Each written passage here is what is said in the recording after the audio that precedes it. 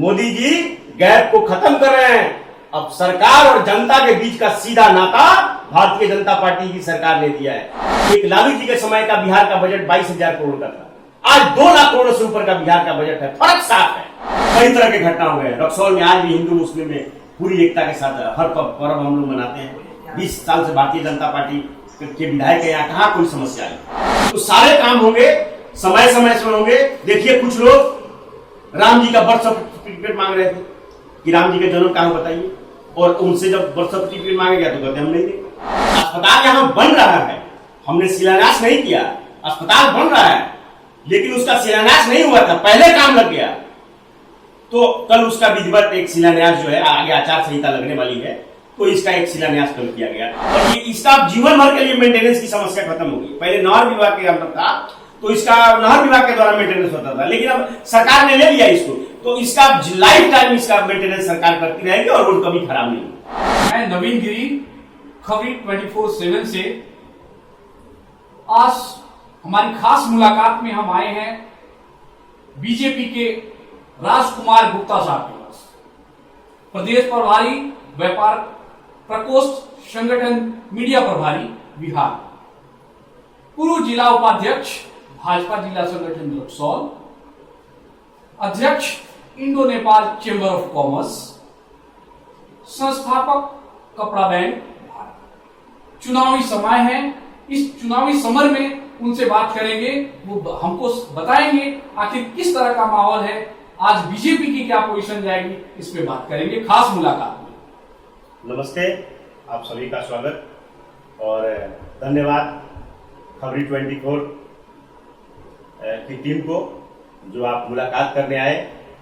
और ये लोकतंत्र की खूबसूरती है और आप इस देश के बहुत बड़े स्तंभ में से हैं और स्वागत करता हूं मैं आपका।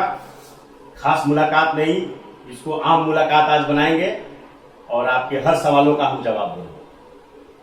आप पूछ रहे हैं कि भारतीय जनता पार्टी के प्रति क्या माहौल है। मुझे तो ये लग रहा है कि पूरा बिहार ही नहीं, पूरा भारत आज भारतीय जनता पार्टी के माहौल में रंगा हुआ है। और ये वर्तमान सरकार जो काम कर रही है, एक गरीब का बेटा जो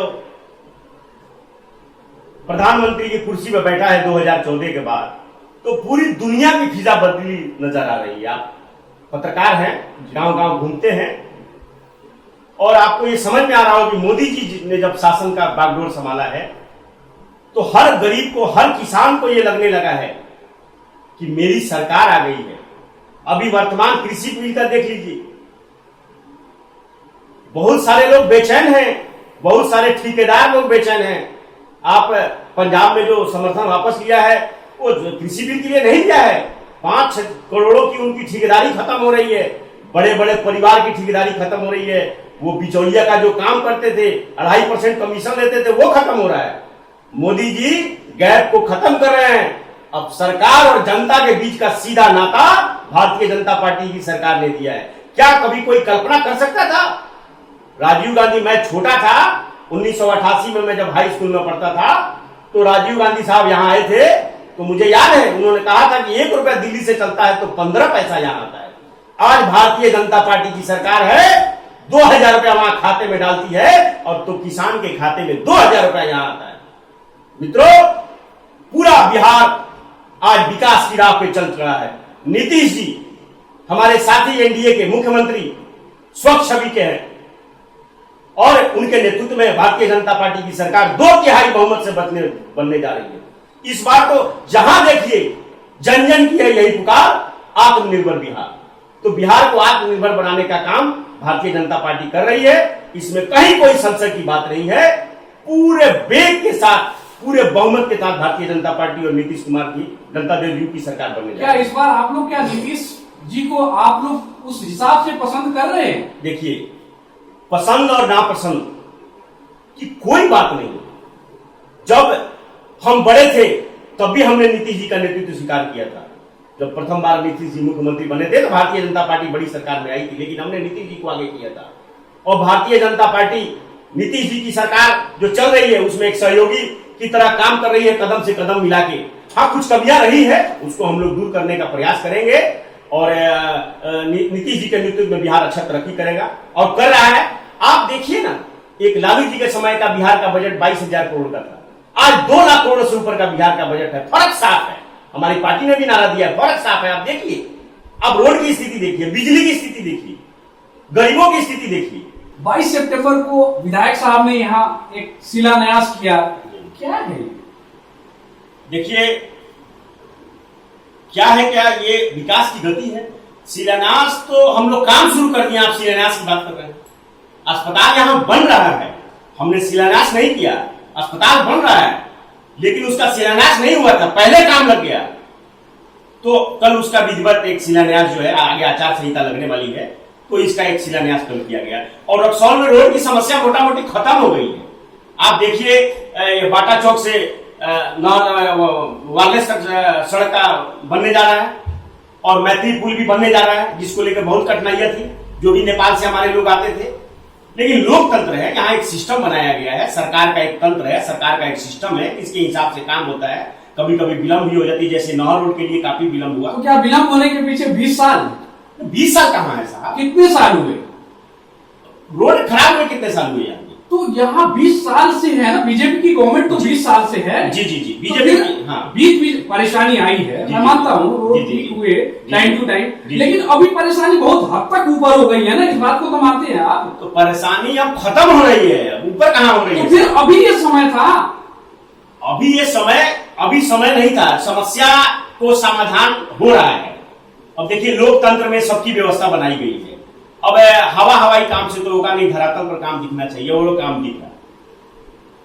और जो भिलाई वाला रोड है, जी जी जी, जो अभी भिलाई वाला रोड आदापुर तक बन रहा है जी, उसके विषय में आप क्या कहेंगे? बन रहा है, काम लगा हुआ, आप जाके देख सकते हैं।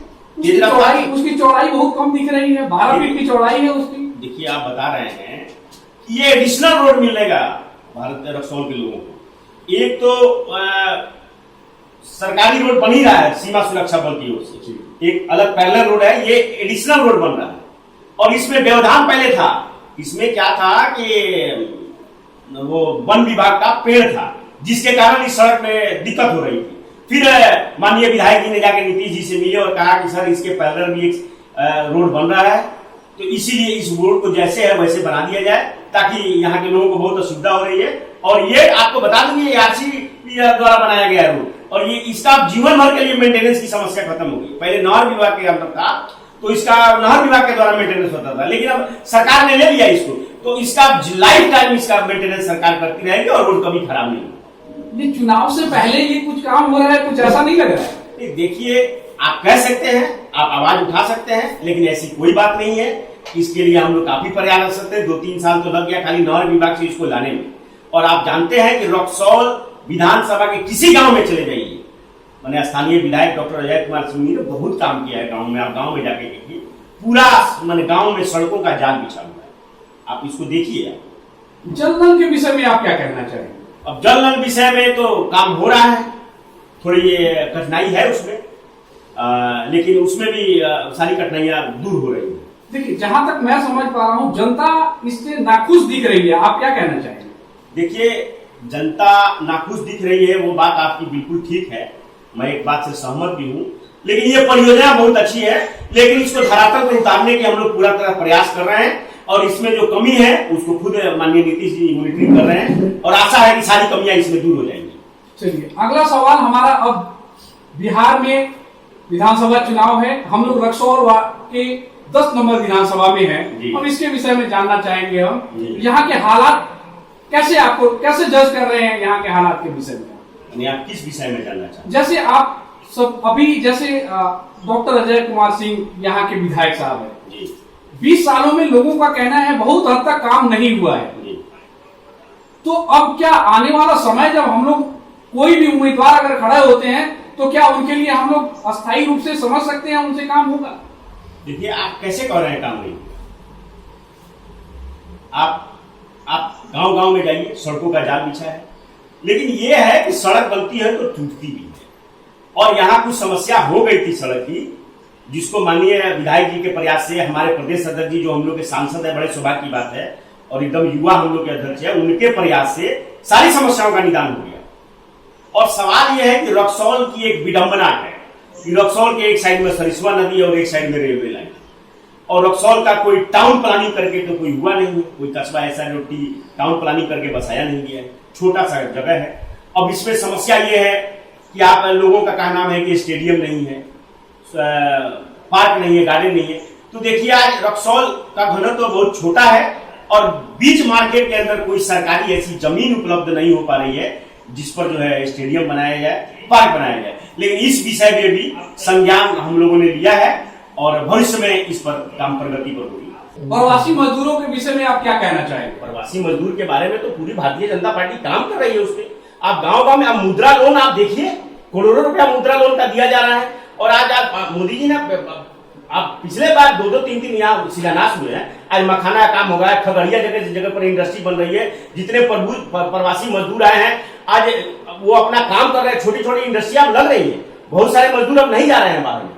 तो देखिए कोई भी काम को बनाने में समय लगेगा, ये व्यवस्था आज नहीं बिगड़ी है, 60 साल में बिगड़ी है। मेरे मित्र ने कहा पिछले दिनों मेरे मित्र ने कहा कि स्वास्थ्य सुविधा गड़बड़ाई हुई है। मैंने कहा कि एक दिन में क्या मोदी जी के आने के बाद गड़बड़ाई? आज एम्स बन रहे हैं, आज रक्सौल में देखिए, कल हम लोगों ने विधायक जी के नेतृत्व में और नीतीश जी ने कल उद्घाटन किया, यहाँ अस्पताल, सरकारी अस्पताल बन रहा है 50 से 100 बेड का, बहुत दिन से निलंबित था। तो काम तो हो रहे हैं। अगली सरकार आपकी अगर बनती है तो आप रक्सौल में और क्या क्या डेवलपमेंट करने के लिए आप लोगों ने प्रतिबद्धता रखी है? देखिए विकास तो निरंतर हो रहा है और निरंतर हो रहा है। सबसे पहले किसी भी देश या राज्य या जगह को समृद्ध करने के लिए शांति व्यवस्था चाहिए।